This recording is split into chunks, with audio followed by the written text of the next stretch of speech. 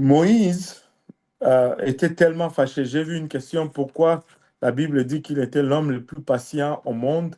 Parce que il avait des problèmes de colère. Il avait des problèmes de colère, mais il les a vaincus, ces problèmes de colère. Parce que Dieu va toujours nous appeler ce que nous sommes pour devenir. Si vous regardez la, la, la, la vie d'Abraham, il n'y avait pas beaucoup de foi au départ, mais il est appelé le père de la foi. Mais quand il commence au début, tu ne vois pas du tout la foi dans sa vie. Dieu va nous appeler ce que nous sommes, nous allons devenir. Moïse avait le problème de colère, mais toutefois, euh, il a démontré beaucoup de patience euh, euh, vis-à-vis de ce que le peuple faisait. Tu sais, il vient de sortir d'une situation où Dieu voulait juste les nettoyer là. Et il prie, il dit, Seigneur, pitié. Ça prend de la patience. Si vous vous rappelez que tous ces gens voulaient le lapider dans le désert, là, ils étaient à Meriba, l'eau était amère, ils ont tout de suite voulu le lapider. Et à chaque fois qu'il y avait un problème, tu sais, mais quand même, il prie, il dit, Seigneur, ne les tue pas. Hein. Nous, on allait déjà demander la mort avant même que le Seigneur ait l'idée, là. Mais il dit, ne le tue pas quand même.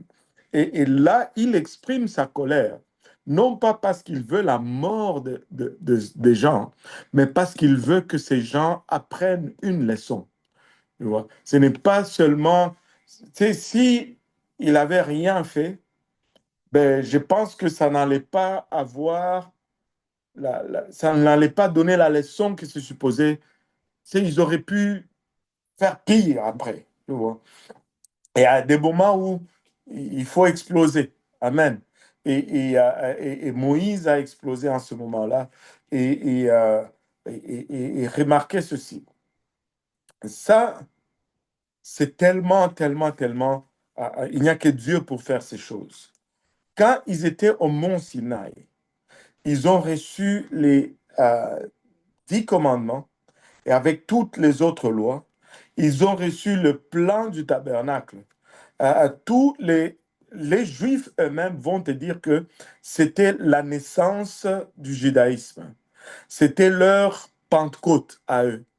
Et ils ont reçu la loi. Mais Paul nous dit, la loi, la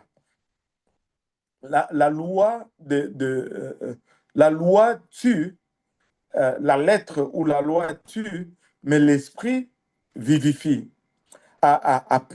Ça, c'était la toute première Pentecôte. Et à la toute première Pentecôte juive, il a donné naissance au judaïsme et le judaïsme est né ce jour-là.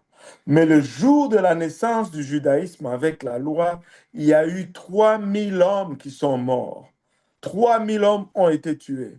Et si on avance, pardon, 2000 ans plus tard, et c'est la Pentecôte chrétienne, la naissance de l'Église.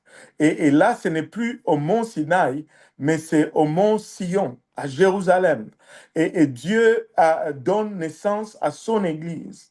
Et là, ce n'est plus la lettre, mais c'est plutôt l'esprit qui est donné.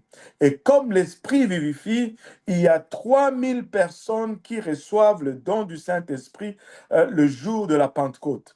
Et ça, ce ne sont pas de coïncidences.